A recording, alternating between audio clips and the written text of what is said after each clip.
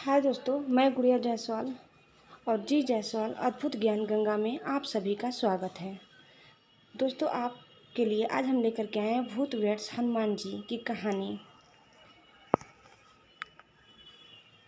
यह पौराणिक कथा है, हालांकि इसका उल्लेख रामायण आदि ग्रंथों में विस्तार से नहीं मिलता है। हो सकता है कि यह किंवदंती के आधार पर जनमानस में प्रचलित हो गई हों। यह भी हो सकता है कि इस कथा में सच्चाई कम ही हो, लेकिन कथा मज़ेदार है। इस कथा के अनुसार एक दिन राम सिंहासन पर विराजमान थे, तभी उनकी अंगूठी गिर गई। गिरते ही वह भूमि के एक छेद में चली गई। हनुमान ने यह देखा तो उन्होंने लघु रूप धरा और उस छेद में से अंगूठी निकालने के लिए घुस गए। हनुमान तो ऐसे हैं कि वे किसी भी छिद्र में घुस सकते हैं, चाहे वह कितना भी छोटा क्यों न हो। छेद में चलते गए, लेकिन उसका कोई अंत दिखाई नहीं दे रहा था। तभी अचानक वे पाताल लोक में गिर पड़े। पाताल लोक की कई स्त्रियां कोलाहल करने लगीं, अरे देखो देखो, ऊपर से एक छोटा सा बंदर गिरा है। उन्होंने हनुमान को पकड़ा और एक थाली में सजा दिया। पाताल लोक में रहने वाले भूतों के राजा को जीव जंतु खाना पसंद था, इसलिए छोटे से हनुमान जी को बंदर समझकर उनके भोजन की थाली में सजा दिया। थाली पर बैठे हनुमान पशुपेश में थे कि अब क्या होगा, क्या करें। उधर राम जी हनुमान जी के छिद्र से बाहर निकलने का इंतजार कर रहे थे।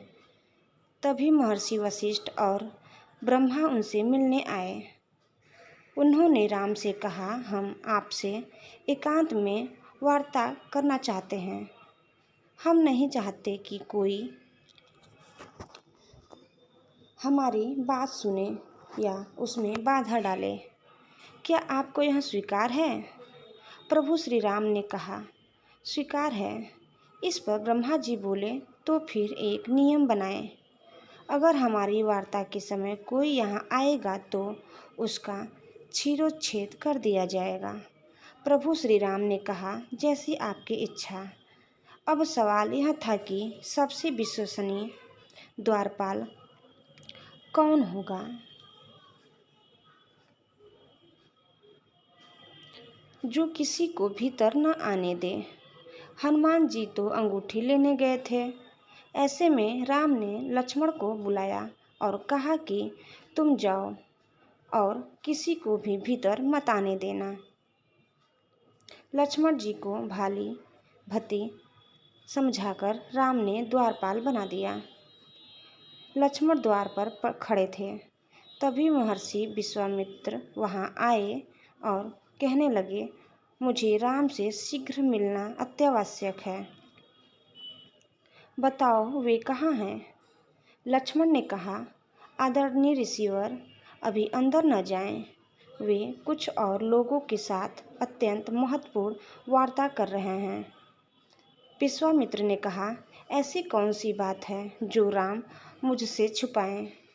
विश्वामित्र ने पुनः कहा, मुझे अभी अंदर जाना है।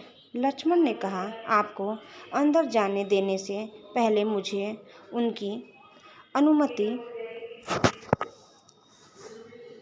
लेनी होगी। विश्वामित्र ने कहा, तो जाओ और पूछो। तब लक्ष्मण ने कहा, मैं तब तक अंदर नहीं जा सकता जब तक कि राम बाहर नहीं आते। आपको प्रतीक्षा करनी होगी। विश्वामित्र क्रोधित हो गए और कहने लगे, अगर तुम अंदर जाकर मेरी उपस्थिति की सूचना नहीं देते हो तो मैं अपने अभिशाप से अभी पूरी अयोध्या को भस्मीभूत कर दूंगा। लक्ष्मण के समक्ष धर्म संकट उपस्थित हो गए। वे सोचने लगे कि अगर अभी अंदर जाता हूँ तो मैं मरूंगा, और अगर नहीं जाता हूँ तो यह ऋषि अपने कोप में पूरे राज्य को भस्म कर डालेंगे। फिर लक्ष्मण ने सोचा कि ऐसे में बेहतर है कि मैं ही अकेला मरूं। इसलिए वे अंदर चले गए। राम ने पूछा, क्या बात है? लक्ष्मण ने कहा, महर्षि विश्वामित्र आए हुए हैं। राम ने कहा, अंदर भेज दो। विश्वामित्र अंदर गए। एकांत वार्ता तब तक समाप्त हो चुकी थी। ब्रह्मा और वशिष्ठ राम से मिलकर यह कहने आए थे कि मृत्युलोक में आपका कार्य संपन्न हो चुका है। अब आप अपने राम अवतार रूप को त्याग कर यह शरीर छोड़ दें और पुनः ईश्वर रूप धारण करें। ब्रह्मा और वशिष्ठ ऋषि को यही कल मिलकर उन्हें कहना था। लेकिन लक्ष्मण ने राम से कहा, भ्राताश्री, आपको मेरा शिरोच्छेद कर देना चाहिए। राम ने कहा, क्यों? अब हमें कोई और बात नहीं करनी थी, तो मैं तुम्हारा शिरोच्छेद क्यों करूं? लक्ष्मण ने कहा, नहीं, आप ऐसा नहीं कर सकते। आप मुझे सिर्फ इसलिए छोड़ नहीं सकते हैं कि मैं आपका भाई हूँ।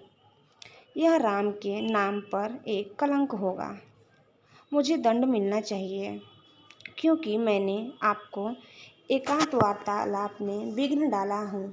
यदि आप दंड नहीं देंगे तो मैं प्राण त्याग दूंगा। लक्ष्मण शेषनाग के अवतार में थे, जिन पर विष्णु शयन करते हैं। उनका भी समय पूरा हो चुका था। वे सीधे सरयू नदी तक गए और उसके प्रवाह में विलुप्त हो गए। जब लक्ष्मण ने अपना शरीर त्याग दिया तो राम ने अपने सभी अनुयायियों विभीषण, सुग्रीव और दूसरों को बुलाया और अपने जुड़वा पुत्रों लव कुश के राज्याभिषेक की व्यवस्था की। इसके बाद राम भी सरयू नदी में प्रवेश कर गए। उधर इस दौरान हनुमान पातालोक में थे। उन्हें अंततः भूतों के राजा के पास ले जाया गया। उस समय वे लगातार राम का नाम दोहरा रहे थे, राम राम राम। भूतों के राजा ने पूछा, तुम कौन हो? हनुमान जी ने कहा, मैं हनुमान। भूतराज ने पूछा, हनुमान, यहाँ क्यों आए हो? हनुमान जी ने कहा, श्री राम की अंगूठी एक छिद्र में गिर गई थी, मैं उसे निकालने आया हूँ। भूतों के राजा हंसने लगे और फिर उन्होंने इधर उधर देखा और हनुमान जी को अंगूठियों से भरी एक थाली दिखाई। थाली दिखाते हुए कहा, तुम अपने राम की अंगूठी उठा लो। मैं नहीं जानता कि कौन सी अंगूठी तुम्हारे राम की है। हनुमान ने सभी अंगूठियों को गौर से देखा और सिर को हिलाते डुलाते हुए बोले, मैं भी नहीं